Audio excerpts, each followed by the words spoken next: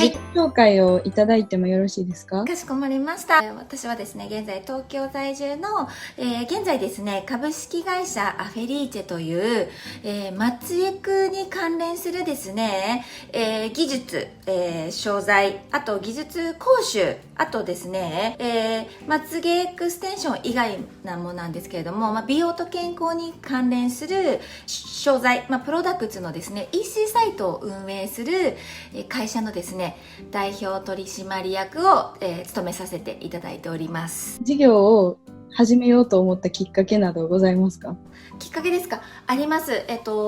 在はですね、その株式会社という法人経営してるんですけれども、もともと私24歳の時、16年前に個人事業主として一人でね、いわゆる自宅サロンっていう形で、一人オーナーサロンで起業したのがきっかけで、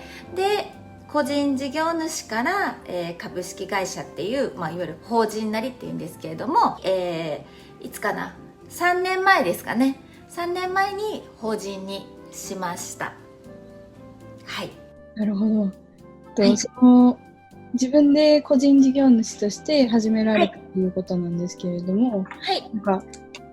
普通にすぐいきなりなんか個人事業主になるっていうのもちょっとハードル高いかなと思うんですけれども、なんかそれを始めようと思ったきっかけ。起業したきっかけですよね。そうですね。はい。ですね、私シングルマザーでして、起業したきっかけはもうね、ズバリ離婚なんですね。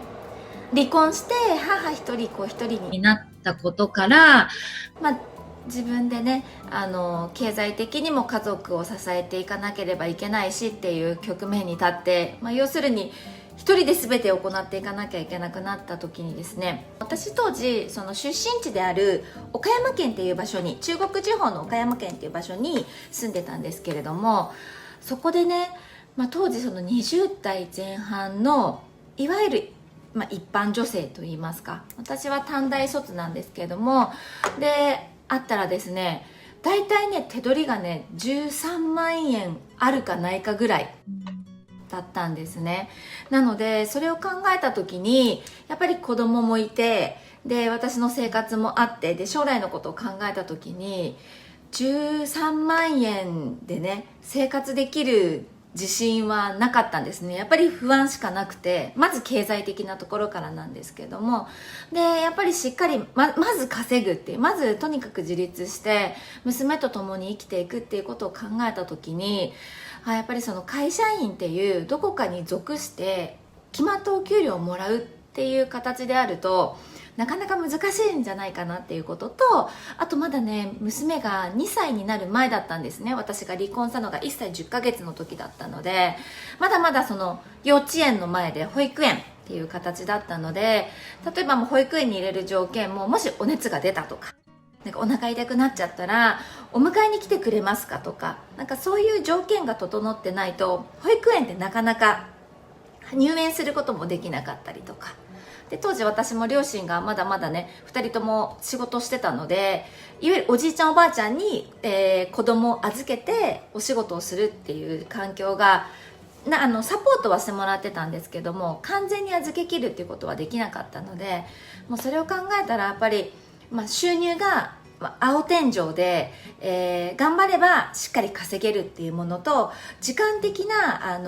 コントロールが自分でできるっていうことを考えた時に、いわゆるそんな都合のいい会社はないわけですよね。欲しい給料をくださいとか、休みたい時に休ませてください、早く帰らせてくださいなんて、なかなかそれでね、じゃあ雇用しますなんていうことはないので、もうそれを考えた時のいわゆるなんか消去法で、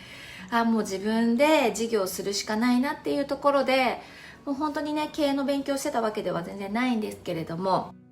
見よう見まねで起業したっていう形になります。なるほど。すごくご自分でいろいろたくさん調べられた上でこう始められたということなんですね。そうですね。もうあとはやっぱりノリと勢いも必要かなと思います。いろんなことね、できない理由考えてたらやっぱり不安しかないじゃないですか。キャリアも経験もないので、もうとにかく希望を持って前に進んでたかなっていうのは今でも覚えてます。なるほど。すごいガッツがありそうな。ね、ガッツしかなかったと思いますよ。はい、で、その事業を始める中で、はい、やはりその前段階でたくさんのことを経験してたわけではないという状態から、まあ、いわゆるほぼゼロの状態から始めるということに関して、すごいたくさんとか難しかったこととか辛かったこととか、あるかなと思うんですけれども、はい、なんかそれらを乗り越えてきたコツみたいなものってありますか？起業当時の時はもう本当になんか起業っていういわゆる自分が事業主になったところはもう0歳じゃないですか。なんか赤ちゃんみたいなものなので、知らないことだらけだから変な話怖いものなかったんですね。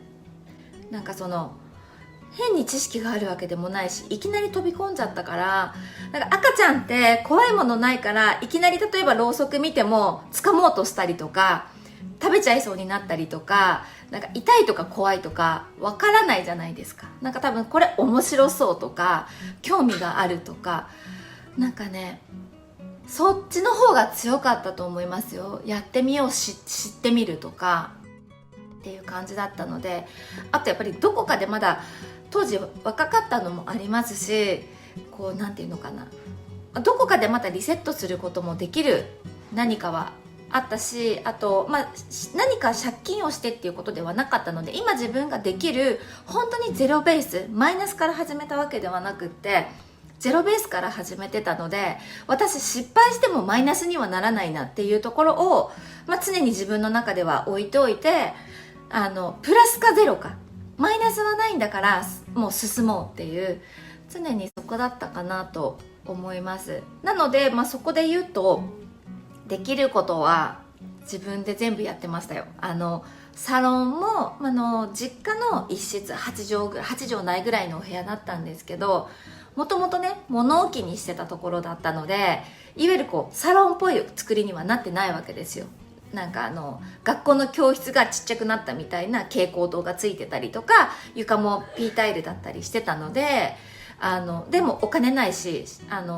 当時ねやっぱり前職があったりとか、その所得があったわけではないので、銀行でのねいわゆるその企業融資とかお金を借りるっていうこともできなかったので、全てね DIY しました。本当に手作りサロンっていう形でホームセンターで床材、春フローリング買ってきてとか、全部自分で手作りでサロンを作ったので、そうなので何度も言いますけど、ゼロかプラスかっていうところ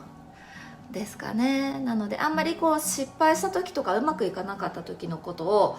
考えないようにしてました。その頭にもし触れそうな場合はやっぱりできること考えていこうっていう、前に進むことを常に考えていく、その手段を考えるっていうことをしてたかなとは思います。はい、なるほど。常に好奇心を持って常に前進していくっていう心持ちでいくと、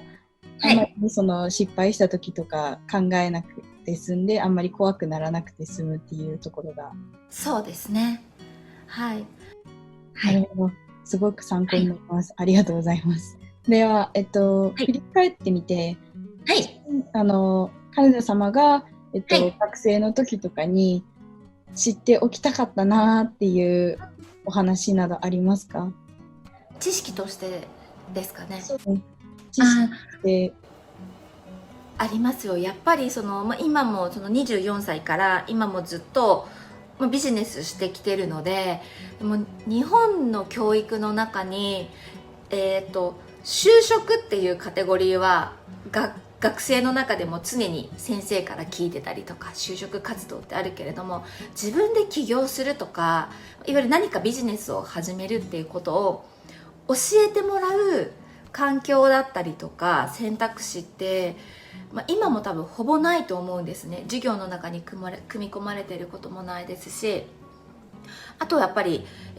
お金のこと、マネーリテラシーをもっと高めるものをですね、子供の時のその学校教育の中だったりとか、その生活社会の中でももっと知識としてインプットできる機会があれば、今またもっと違ってたのかなとか思いますよね。はい、そこがすごく強く思ってます。なるほど。はい。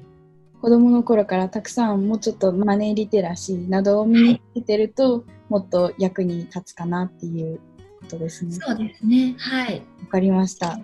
い、思います。私も勉強します。ありがとうございます。お話。最後にですね、はい、今から起業したいなとか、もっと成長していきたいなって考えている学生さんたちに何かメッセージ等ございましたら教えていただきたいなと思います。はい、ありがとうございます。メッセージですね。はい、皆様こんにちは。私の動画を見てくださってありがとうございます。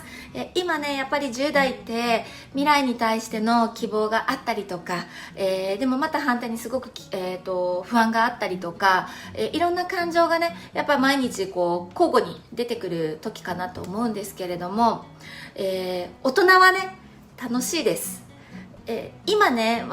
この動画を見てくださってる皆さんの周りにどんな大人がいるのかっていうところで、きっと皆さんが思い描く将来像とか大人像っていうものが決まってくると思うんですけれども、人はたくさんいますし、大人はもたくさんいるので、今からでもね、まず交友関係を広げるとか人脈を広げるっていう、そこはね、学生でも今からでもできると思うんです。